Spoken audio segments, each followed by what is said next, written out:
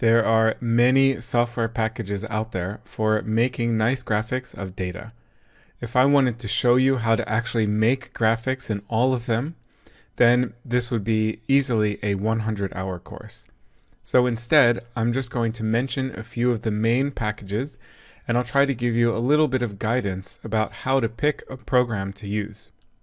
Many scientific programming packages offer visualization possibilities.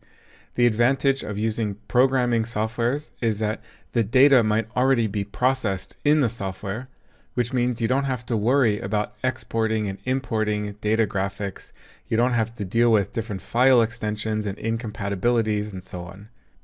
On the other hand, generating the graphics requires some level of programming expertise, which could be a limitation if you were not so comfortable with programming.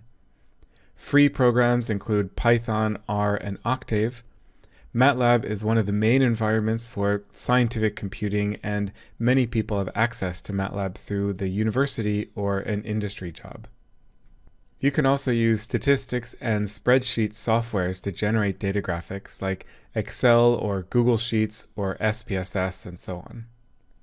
Then there are other programs that are more specifically designed for high-level graphics.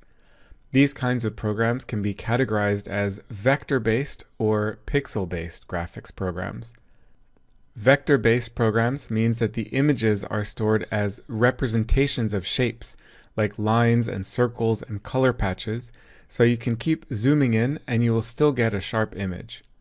Vector graphics programs can be a little bit harder to use, the learning curve is a little bit steeper, but they're generally more powerful and offer more flexibility and better graphics. The main vector graphics programs include Adobe Illustrator, CorelDRAW, and Inkscape is cross-platform and it's free.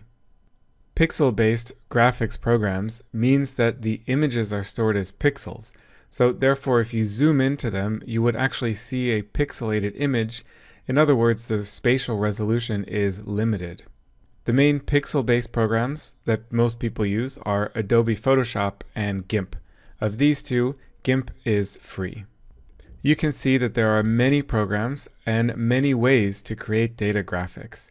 Different programs or combinations of programs have different advantages, and to be honest, it doesn't really matter so much because once you have an idea of what the figure should look like, you can use almost any program to make something that will look like what you have in mind.